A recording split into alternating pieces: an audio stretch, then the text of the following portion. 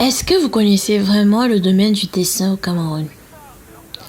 Bienvenue au Pixie Talks, le podcast où nous parlons des réalités, des hauts comme des bas du dessin au Cameroun. Alors aujourd'hui, nous avons la chance d'accueillir une demoiselle qui est illustratrice et qui a la chance de se démarquer dans un domaine qui n'est pas suffisamment promu au pays. Il s'agit de l'animation 2D. Alors, on va passer le micro à Jenny. Alors, Jenny, la première question de notre podcast serait de savoir comment as-tu découvert le dessin 2D et qu'est-ce qui t'a donné envie d'en faire ta spécialité? Je découvre le dessin 2D à travers les animations qui passaient à la télé.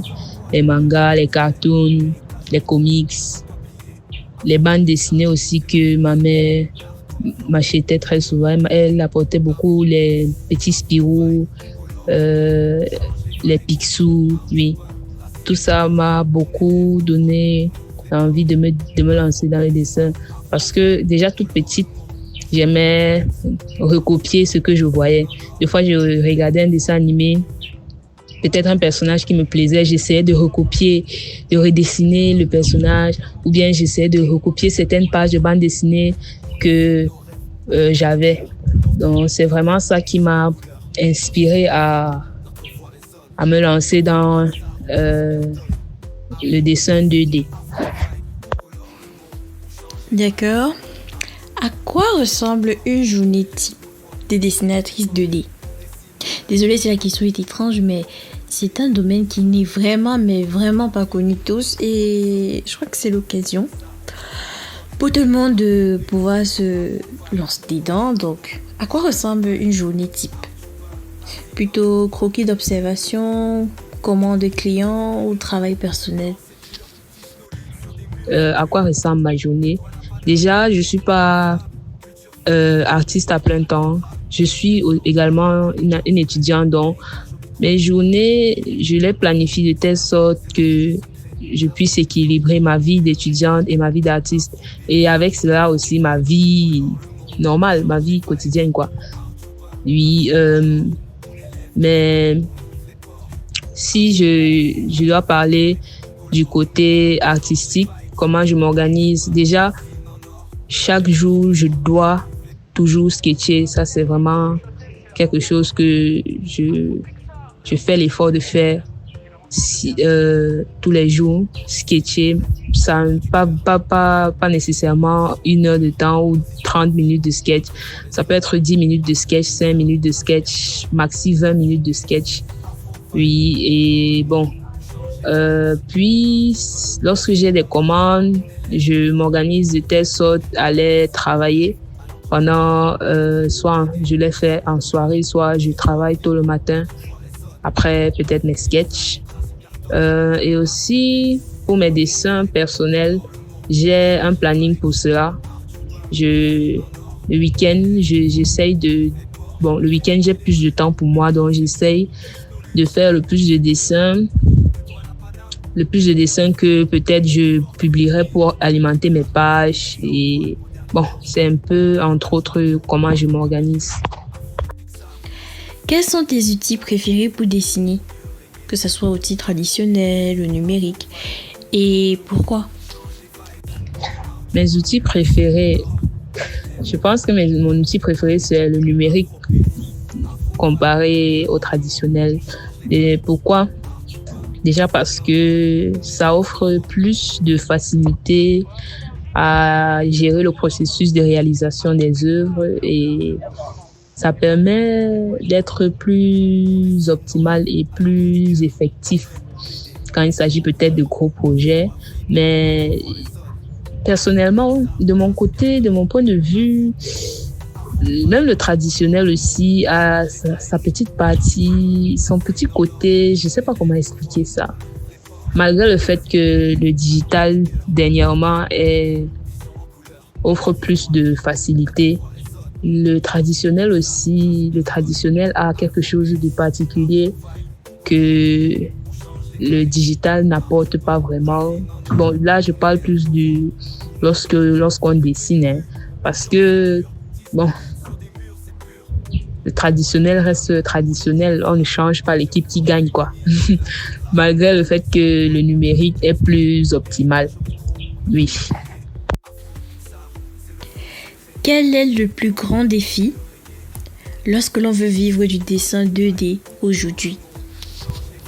Les difficultés rencontrées par les artistes 2D au Cameroun sont tellement nombreuses.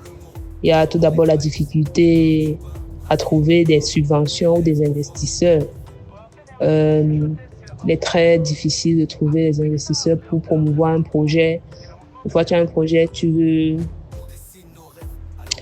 veux essayer de peut-être de te faire éditer. C'est un peu cher et tu ne parviens pas à trouver les fonds nécessaires pour cela et c'est un très gros problème.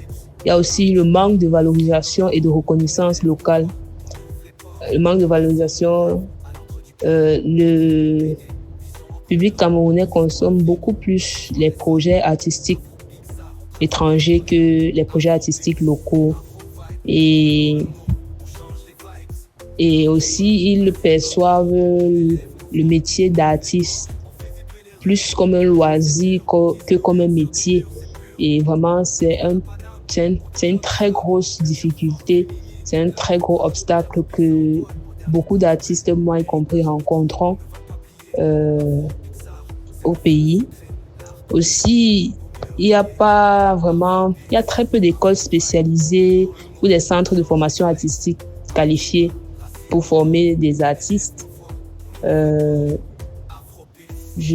À part l'Institut des Beaux-Arts, je ne connais pas vraiment d'autres instituts qui forment. Oui, il y a l'Université de Yaoundé 1 qui forme aussi les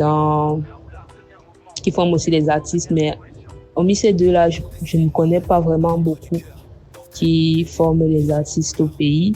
Et la plupart des artistes sont souvent autodidactes, ce qui limite certaines opportunités. Moi, j'en suis une preuve. Il y a plusieurs limitations que j'ai parce que je n'ai pas certaines compétences que j'aurais pu acquérir si j'avais fait une formation ou une école d'art. Oui. Malgré tous ces défis que l'on rencontre, beaucoup d'artistes se distinguent. Il y a beaucoup d'artistes camerounais qui se distinguent par leur créativité. Ils arrivent à s'adapter en trouvant des alternatives, des réseaux sociaux, des collaborations internationales, des autoproductions aussi. Et cela valorise beaucoup les identités culturelles et locales. Maintenant, nous sommes curieux de savoir où est-ce que tu trouves tes idées et tes inspirations pour créer tes dessins. Les inspirations, je trouve des inspirations à travers les réseaux sociaux, sur Pinterest, TikTok, Instagram, à travers d'autres artistes.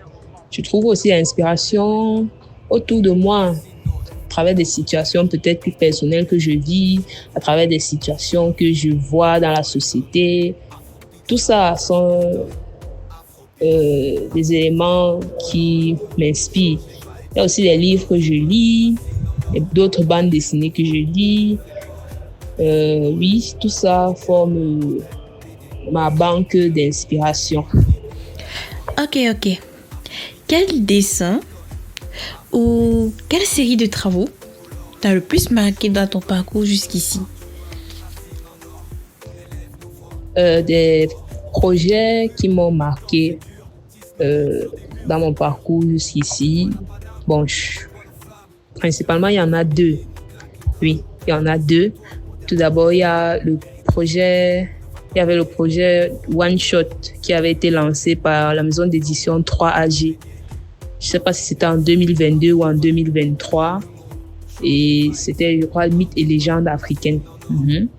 C'était vraiment une période qui avait marqué ma prise au sérieux de l'art. C'était à partir de ce moment que j'avais vraiment eu l'envie de prendre l'art plus au sérieux. Oui, il y a aussi la formation sur les fondamentaux en animation 2D qui avait été lancée par le Mboa BD, je crois sur la tutelle de Canal Plus Université. Oui, et ça m'avait vraiment permis de comprendre que en fait l'animation n'est pas qu'une affaire d'artistes expérimentés avec 10 ans d'expérience, avec 20 ans d'expérience, mais que même des artistes avec quelques notions de base en art peuvent faire de l'animation. Ça m'avait vraiment marqué. Ces deux projets-là, oui, ce sont les deux projets qui m'ont vraiment marqué. Bon, grosso modo, nous avons une idée globale de ce qu'est le dessin 2D du quotidien et tout. L'avant-dernière question. Quel conseil est-ce que tu donnerais à quelqu'un qui veut progresser rapidement en 2D?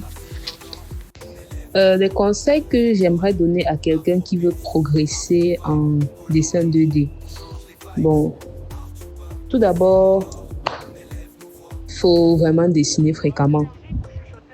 Je ne vais pas dire tous les jours, parce que je sais pas, si tu peux dessiner tous les jours, c'est une très bonne chose. Mais vraiment, il faut avoir un réflexe de toujours vouloir dessiner. Que ce soit 5 minutes, que ce soit 10 minutes. Tu n'as pas besoin de t'asseoir 3 heures de temps straight pour dessiner. Dessiner même 5 minutes, ça peut faire l'affaire. Mais il faut créer une habitude, un système de toujours dessiner. Cherche une communauté, ça peut être des groupes WhatsApp, des groupes Facebook, même des groupes des canaux sur Telegram, je crois, même sur Discord, où tu peux partager tes travaux avec d'autres artistes qui partagent la même vision que toi, qui pourrait une communauté avec laquelle tu pourras travailler, évoluer, grandir. Cherche beaucoup à t'inspirer des autres artistes. Cherche à t'inspirer des artistes qui te plaisent. Ça peut être des artistes sur TikTok, sur Instagram, sur Facebook. Inspire-toi de voir comment ils dessinent. Peut-être ils ont des réels, des speed paint. Regarde leur speed paint, leur façon, les applications qu'ils utilisent, le matériel de dessin qu'ils utilisent, et essaye d'apprendre à travers ça. Et aussi, tu dois vraiment t'armer de patience. Parce que c'est pas en 2 jours qu'on construira, ça va pas être en 2 jours qu'un artiste sera pro ou bien qu'un artiste sera compétent du niveau 0 à un niveau héros. Il faut vraiment t'armer de patience. Des fois, ça sera difficile, mais vraiment, c'est dans ces moments où tu dois vraiment te discipliner, parce que il n'y a pas que la motivation, il n'y a pas que la motivation de vouloir faire dessiner, de pouvoir être un grand artiste, mais il y a aussi la discipline et le travail. Donc, c'est vraiment ces conseils que je donne à tous les aspirants, les artistes aspirants, ou bien même les artistes qui décident, même aux artistes aussi, et que je me donne aussi à moi-même. Que souhaites-tu que le public retienne quand il regarde tes œuvres? Le message que j'aimerais que le public retienne lorsqu'il regarde mon art, c'est vraiment... Vraiment, j'ai pas vraiment pensé, j'ai pas vraiment une idée générale autour duquel j'oriente, oui, autour duquel j'oriente le public quand il regarde mon art, mais vraiment, ce que j'aimerais transmettre, c'est ma façon de voir les choses, ma façon de voir le monde à travers ce que je dessine, ma façon d'expérimenter l'art, quoi. Oui, c'est vraiment ce que j'aimerais que les autres voient à travers mon dessin. Bon, je sais pas si c'est, je sais pas si c'est vraiment clair, mais c'est vraiment, j'essaye de transmettre la bonne humeur, voilà. J'essaye vraiment de transmettre la bonne humeur, la joie que je ressens quand je dessine. Parce que quand je dessine, vraiment, je passe du bon temps. Des fois, je passe aussi des moments très fatigants, mais le résultat final en vaut vraiment la peine. Et c'est ce que j'aimerais vraiment transmettre à ceux qui ont l'occasion de voir mon art. Oui. Merci pour tes réponses, c'était très instructif. C'est ici que nous allons nous arrêter. C'était Jenny en direct des Pixie Talks. Si l'émission vous a plu et que vous avez des questions ou des commentaires, comme d'habitude, vous les laissez en zone de commentaires. Likez, abonnez, partagez. Je vous dis à bientôt pour un prochain épisode des Pixie Talks. Ciao, ciao!